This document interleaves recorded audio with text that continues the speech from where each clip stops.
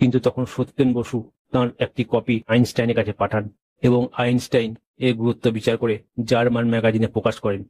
এর ফলে ডক্টর সত্যেন্দ্রনাথ বসুর খ্যাতি সারা বিশ্বে ছড়িয়ে পড়ে এবং ডক্টর সত্যেন্দ্রনাথ বসুর এই সূত্রের গুরুত্ব বুঝে আইনস্টাইন একে আদর্শ গ্যাসের সাথে ব্যবহার করে একটি থিওরি তৈরি করেছিলেন, যেটা বোস আইনস্টাইন কনভেনশন নামে বিখ্যাত। এই সূত্র ধরে কাজ করে অনেক বিজ্ঞানী নোবেল পুরস্কার পাচ্ছেন।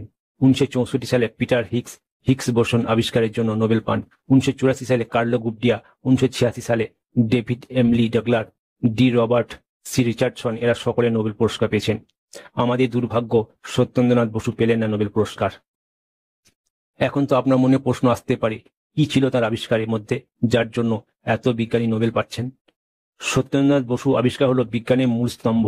চাকা ছাড়া যেমন গাড়ি চলা সম্ভব নয়, আপনি সাইকেল থেকে যুদ্ধ বিমান পর্যন্ত যাই চালান না কেন চাকা লাগবেই। ঠিক তেমনি বোস অ্যান্ড কণাও বিজ্ঞান মহলের চাকার মতো। বোস অ্যান্ড আইনস্টাইন কনভেনশনের মাধ্যমে আজ পর্যন্ত কত কিছু আবিষ্কৃত হয়েছে আর ভবিষ্যতে হবে।